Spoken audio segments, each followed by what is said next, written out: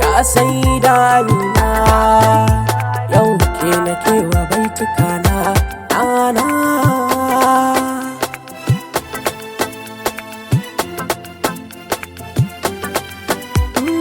Sakayar da zana soma, ya Allah ƙara bani dama, domin hasken cikin ikama, wannan da kake tawa alama na nana.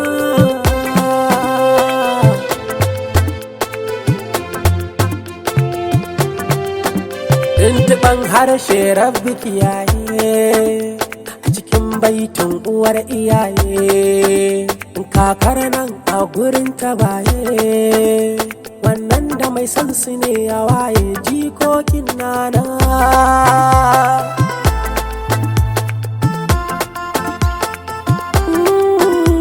Na ce miki nana babu nana, da kin tsare tsarar gwaji nufina, kin tare duk girman da zan tunana. Ga nana babu nana sai nana.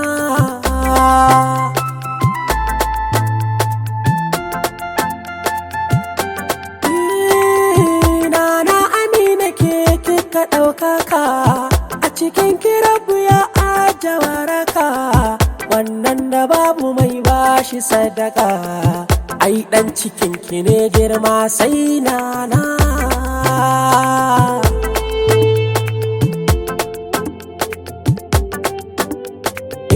Haske mai haskake duka haskaka, domin sarrafa ya bar mu a haka, har aka ba mu istighfari duka, shalelan kudiran nan ɗanki ne nana.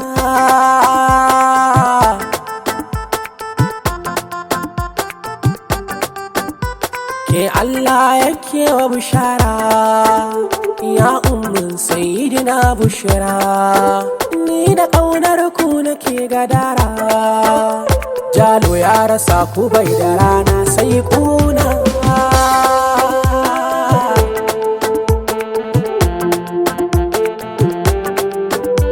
Jalo furcinka yayi muni, jahilci marashin ma'auni, to in ban da marashin tunani, na rantse jalo baka ƙaunar nana.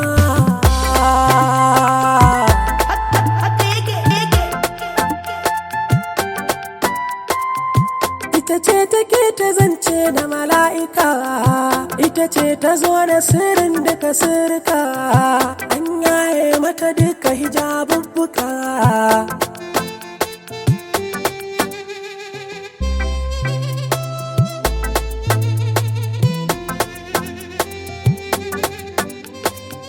Kadumanki ma kawai sun ɗara arzuka, nana Maryamu da Asiyatu su duka, nana Hawwa uwa gare mu duka, har annaba Adam ya gaishe ki nana.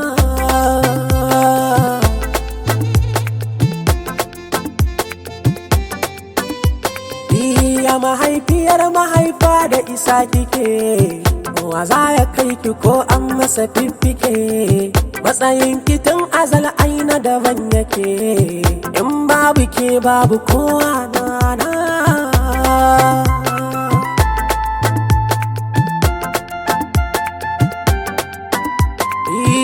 Wa zai faɗe ki ne kin fi gaban faɗa, kuma ƙara sautin makar da miyo raɗa, girman kiran fushi ya fara faɗa, ko a faɗe ki ko a yi shiru nufina.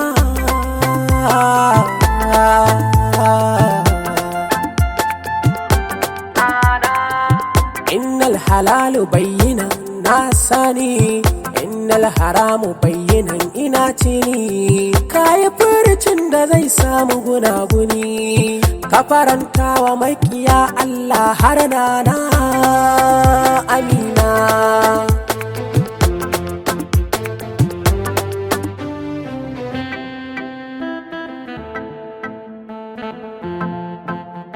So